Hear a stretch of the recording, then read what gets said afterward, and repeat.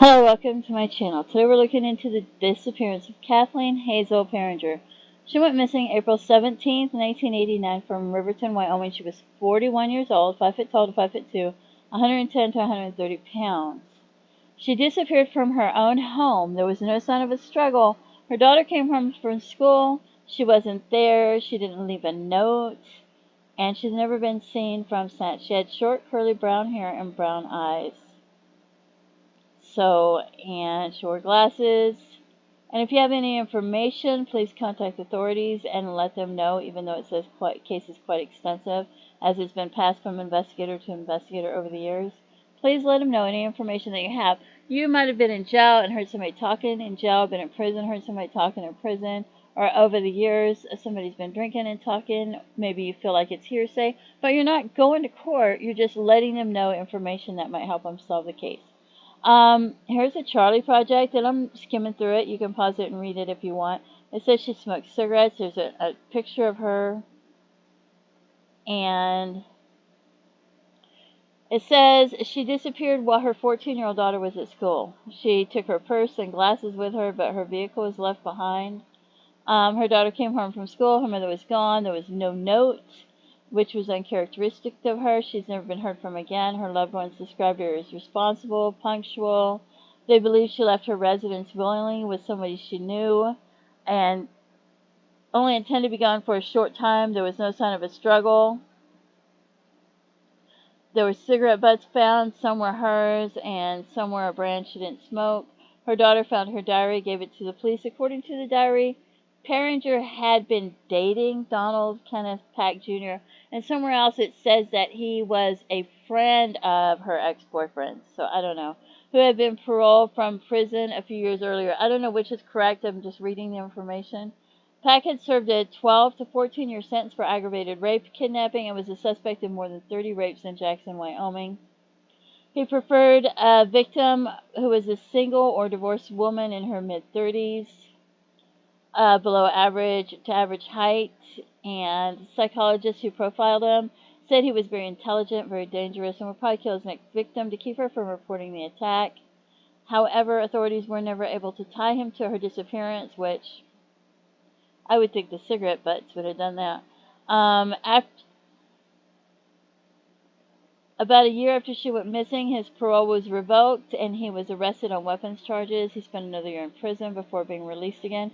In 2018, he was sentenced to 8 to 12 years in prison after some evidence was located and tested for DNA tying him to 2 unsolved rapes. So they believe she was a victim of a homicide, and it says it was never solved. It's an unsolved case. Okay, and this is a news article.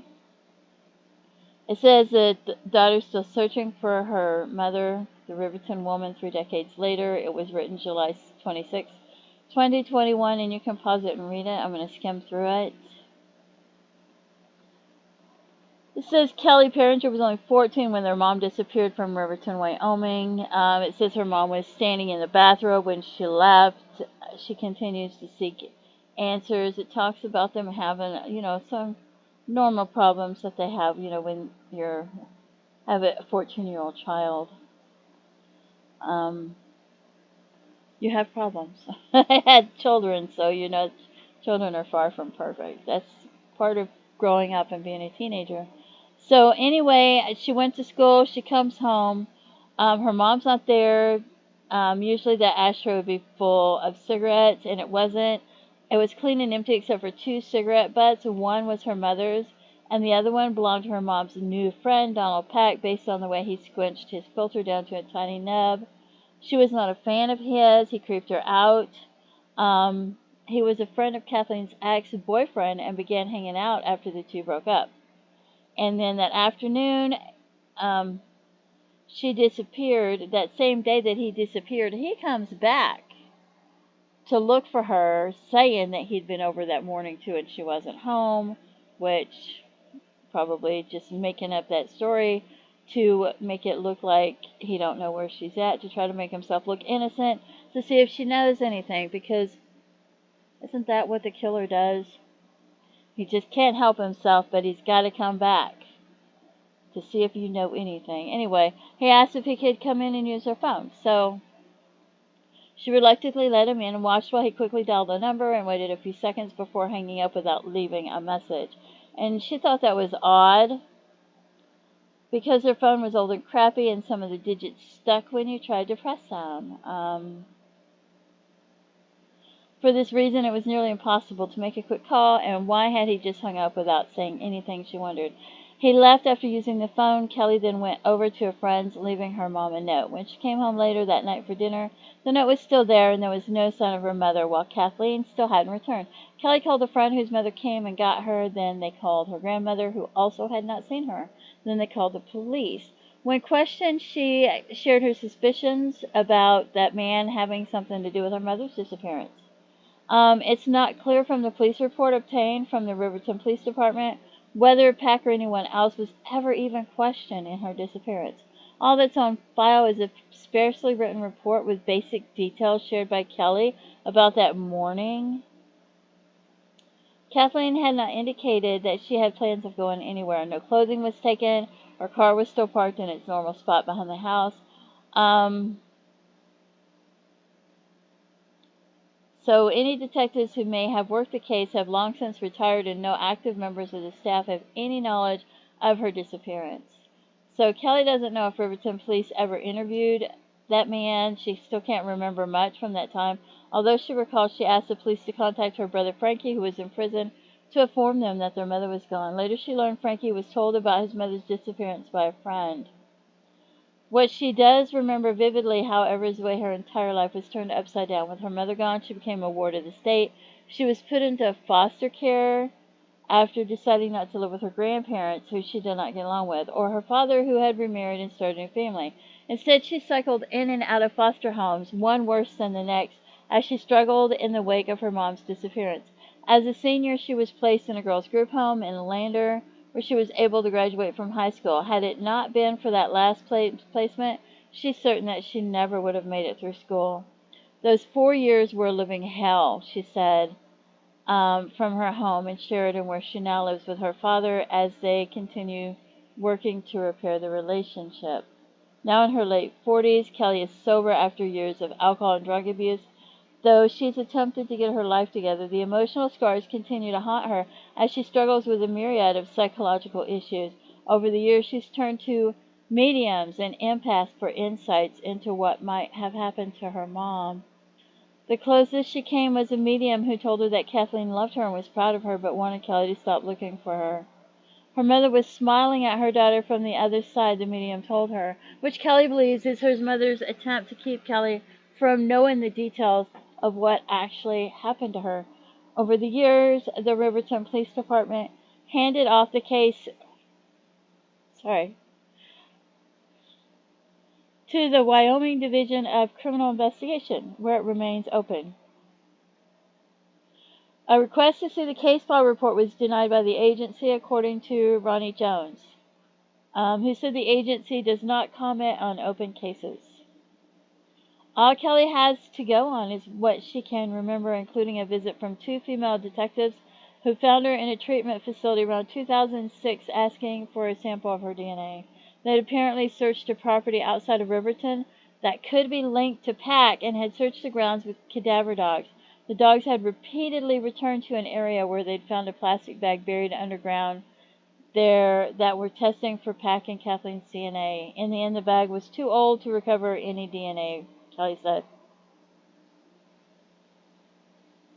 However, it appears that Pack had been on DCI's radar, according to a February 2, 2018 article in Jackson Hole News and Guide. As DCI agents searched for evidence in a locker at the Jackson Police Department, they recovered underwear belonging to a rape victim dating back to the late 1970s that tested positive for his DNA. His DNA was by then on file from a prior arrest and prison sentence for a rape in 1976 in Sublette County that led to his imprisonment for an unknown period of time before he was released in the mid-1980s, approximately 2 years before he met Kathleen.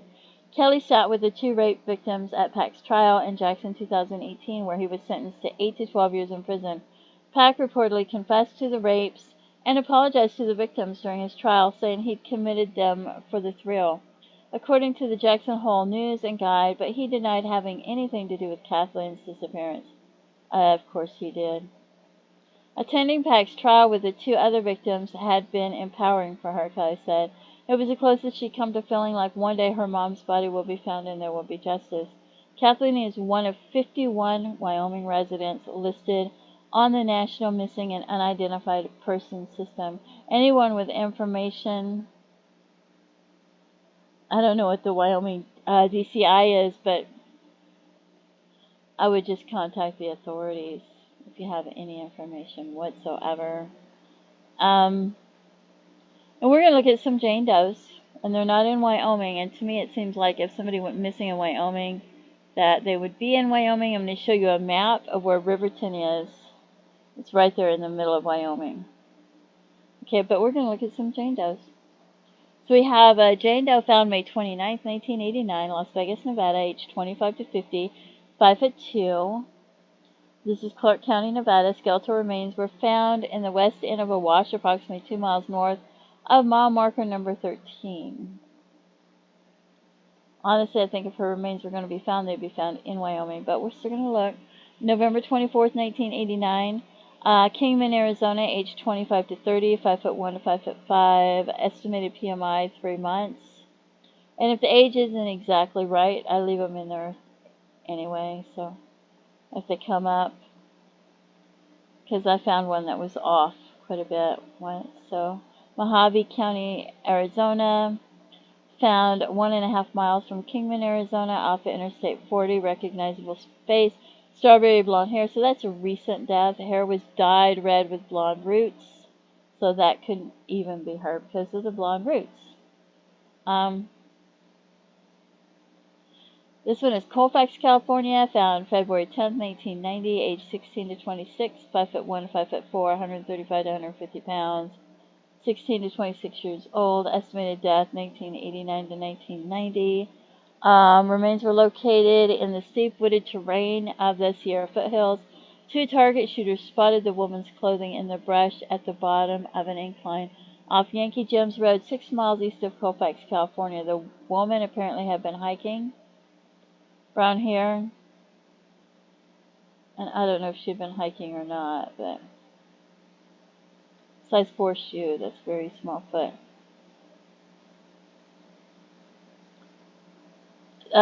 Pershing County, Nevada, May 26, 1991, 5'1" to 5'3", estimated year of death 1989 to 1990, skeletal remains in a shallow grave, 1/2 mile radius around site. Scattered skeletal remains, jewelry and clothing remnants found. So, and there's more information. You can pause it and read it. I'm just skimming through them. We have one in Las Vegas, Nevada, found 1995. Estimated year of death doesn't give me one. 5 foot to 5'8". So there's a lot of range there of who this could be. Incomplete skeletal remains found. Estimated the descendant died 1 to 2 years prior to the discovery of the remains. Let's see. Another Jane Doe found in 1995, Las Vegas, Nevada, 5 foot tall, estimated. Let's see. Clark County Public Works employee was clearing vegetation west of Boulder Highway and Russell Road intersection when he discovered the remains. Several of the bones appeared to have been charred by fire. So, and then we have this Jane Doe, Maricopa County, Arizona, February 24, 2002, estimated height about 5 foot tall. She had only been dead about a month. She was found near 331st Avenue and Baseline Road. Brown hair. And there's more information, but I would expect, somebody in Wyoming to be found in Wyoming. I'm going to zoom in a bit. I don't know if you've ever been to Wyoming, but, some states you're in, when you're in a town, like one city runs right up against the other city, but in Wyoming, it's not like that. Or it wasn't when I was there. You had to drive sometimes a ways before you got to the next town. So there was a lot of empty space, a lot of back roads and things like that. that were like in the middle of nowhere to go four-wheeling and things like that. And we used to go out in the middle of nowhere to have keggers in certain places. So there's Riverton. And then there's cabins and stuff. Like, see, this says Lost Cabin. I don't know about that, but I know 10 Sleep. Somewhere out by 10 Sleep, they've got some cabins. And they're not always open. Meadowlark Lake, there it is. Meadowlark Lake, you can go there, and you can stay there. And they used to have cabins, and you could go fishing, and they're not always open. Sometimes they're closed. But I know we went, and I've stayed there before. Years and years ago. Years ago. But anyway, if you have any information... Oh, yeah, there's 2 more Jane Does. I've got this Jane Doe also, May 14th, 1989, found in California. Recent death, recognizable face, homicide by strangulation. She was 5'2". Bleached blonde hair with dark roots. So, stocky build. And there's more information. She had been killed somewhere else and then dumped along the highway by a passing car. No signs of alcohol or drugs in her system or anything like that. So, and then we have this Jane Doe, Fresno County, California. Estimated death 6 months to 1 year prior to December 17, 1989. Dark brown hair with patches of blonde and gray. How do you... That is just... I don't know if they dyed it some here and there or what. Maybe somebody else tried to dye her hair. I don't know. Anyway, if you have any information at all, please contact authorities. This is their phone number. Maybe you can email them. Maybe you can email 2 or 3 of them. That way you know that you can see that they all have copies of the information so that they hold each other accountable. And don't worry about if it's hearsay if you're not sure if it's true or accurate. Let them decide what's important and what's relevant. And feel free to leave comments. Don't forget to pray for her family and her loved ones. Don't forget to pray for the Jane Does whose families also have never had closure and they don't know what happened to their loved ones. And feel free to leave comments and have a blessed day. Bye-bye.